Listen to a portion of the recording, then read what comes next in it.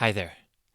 In this video, we'll look at what happens when we start changing things even more inside the inner map. Think about the visualization that we just did where you moved your memory around in your mind and remembered the memory in different ways. This gave you different intensities of the memory. What would happen if we did the same visualization again, this time with a bad memory, and stopped the visualization when the memory was in the basement? What do you think would happen if we did this to all your worst bad memories? A couple of years ago, I helped a woman in her 30s create a new understanding of herself just by using the method from before. She had a self-understanding as someone who had never been successful and in general wasn't an interesting person. When I asked about how she knew that to be true about herself, she told me that she had a whole stack of memories that made it clear that she was useless and uninteresting. The stack was fairly large, and of course it was in her mind, in her inner map. Just like you put the image of your memory on the wall, her subconscious mind had placed all the memories that indicated useless and uninteresting in a stack of memories right in front of her to remind her that she was just that. This is a very common phenomenon, and most of us have such mental structures, whether we call them stacks, piles, boards, lists, files, filing cabinets, databases, museums, and backpacks, or whatever the metaphor is. When the mind has a stack of memories like this, the subconscious mind will sort new experience by whether they confirm the sense of self that is in the stack already or not. If they confirm the sense of self, then the subconscious mind adds them to the stack, which means that the stack grows. If they don't confirm the sense of self, if they're not part of the main identity of the woman, the subconscious mind throws the memory away. It's still in the mind, of course, but it's not readily available, and thus the main stack becomes the self-concept that rules the woman's understanding of herself. In our session together, I helped her build another stack, this time bringing out memories of her being successful and valuable and worthy and interesting. They were all in there. They were just randomly distributed in her inner map so that they all seemed like single incidents and didn't have much value. She might as well have left her best memories in the basement. When she placed all these positive memories together in a stack right in front of her, the new stack became much more powerful than the old one. In the meantime, the old stack, kind of faded and fell apart. And her idea of and her understanding of herself shifted towards realizing that she was a wonderful woman with successes and failures in her past, and that this made her an interesting person in itself. This all came from her as she reorganized her memories. Nothing was added and nothing was taken out. The memories were just rearranged in the same manner that we did it in the previous video. She described it as a sudden shift in her self-worth, that she could now see and experience what she had at some level known all the time, that she was indeed valuable and worthy.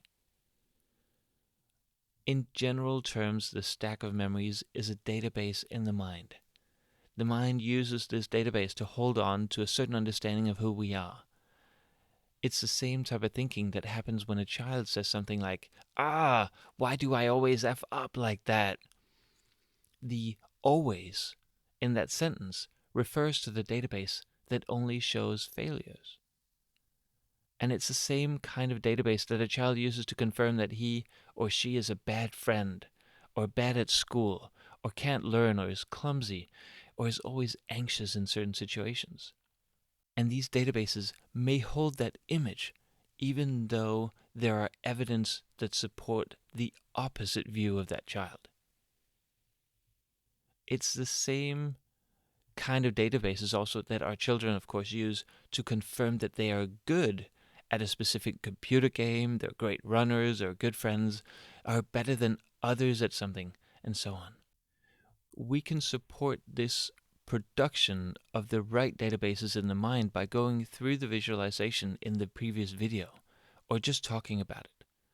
And we can do it outside the mind by gathering the good memories, talking about them over dinner every evening, recollecting them before bedtime, sharing stories about what makes us proud, collecting them on a wall or a special place in the house, and then revisiting them to see how many there are, and maybe pick the ones that are most awesome and the ones that most powerfully remind us that we are worthy and special.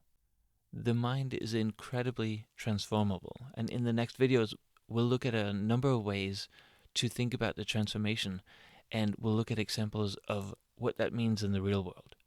Then later, we'll go more in depth with each perspective and add concrete methods and tools for you to do this work with yourself and your child.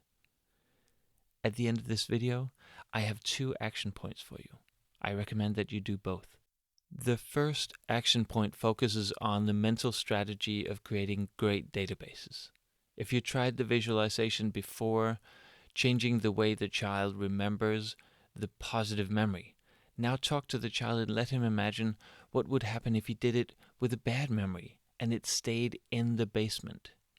You can do the visualization again or just have him kind of rewind and do the whole thing with a bad memory. When the memory is in the basement, ask him if it's in the right place or if it should be somewhere else that would be even better for him than having the memory in the basement. Then suggest that he places the memory wherever he thinks that it will be best for him. Listen carefully to what he says and accept that what he explains is how things are in his inner map. Go with it and not against it. And even if you have great ideas about what he can do in there, don't even mention them to him unless he is unable to come up with anything at all. Then always suggest several things that he can choose from. Don't give him an easy answer. We'll get back to how we can do this better in later videos. Now, if he manages to do this, do it again with another 2 to 5 memories, however many he wants to go through, and ask him about the effects and about what it does to him to get rid of so many bad memories. If he's up for it, you can do the same thing with positive memories that he doesn't remember well. Bring them out and do the process of getting color back into them, making them 3-dimensional, and have him step into them. Do this 2 to 5 more times. That alone should allow his subconscious mind to take over from here and do this automatically in the future. Now, if he did not try the guided visualization with the positive memory, tell the story about it and how you can rearrange and build databases in there. Use a different word than databases, of course. Do this over dinner or whenever convenient and listen to the responses from your child. There's an action point sheet ready to print right below this video to help you guide your child. One thing to be aware of is that for some kids, these exercises are not so easy. This may have different reasons. Maybe it's because it feels weird that you're doing the visualization with him. Maybe it feels weird to even be talking about things like this. Maybe it feels wrong and maybe he needs some kind of guidance. So oftentimes it'll help if you guys do the reverse. Or if you talk about it 1 or more times over dinner or whenever is a good time for you guys to do it, so that he realizes that this is okay, this is something you can have trust in, and so that when you get to the point where he has a bad memory that he wants to get rid of, you have the tool to help him out. If he's ready for it now, go ahead and do it. Help him right now. If he's not ready, help him whenever he is ready. Another action point for you to explore is how you, in your family, can start making real-world databases that support your child's mental process of creating inner databases. Talk to your family or figure it out with your partner which are the following strategies that you might be able to implement and be consistent about, or come up with your own if that's better. Set timers and visual reminders to actually do it every day. For example, take turn over dinner so that everyone gets to tell the family about 3 things that made the day good. Take turn over dinner so that everyone gets to tell the family about 3 things that made them proud today. Take turn over dinner so that everyone gets to tell the family about 3 things that went wrong and what you learned from it. This is kind of an advanced process and should probably only start after having had success with the purely positive perspectives for some time, and with older kids and teens. Recollect positive memories from the day right before bedtime, when the mind is better at creating long-term learning. Create maybe a special wall or a board where you share your stories, put up drawings maybe, write words, share photos of things that make you happy, proud, and positive. Go through these once a week to see what that does to you all. Maybe pick your favorite ones every week or month. These all have the effect of accumulating prized memories. That's the effect we want in the real world, so the subconscious mind picks it up as a mental strategy as well. There's an action point sheet below this video for you to print out with these suggestions that you can share with your family. That was the end of this video. I'll see you in the next one.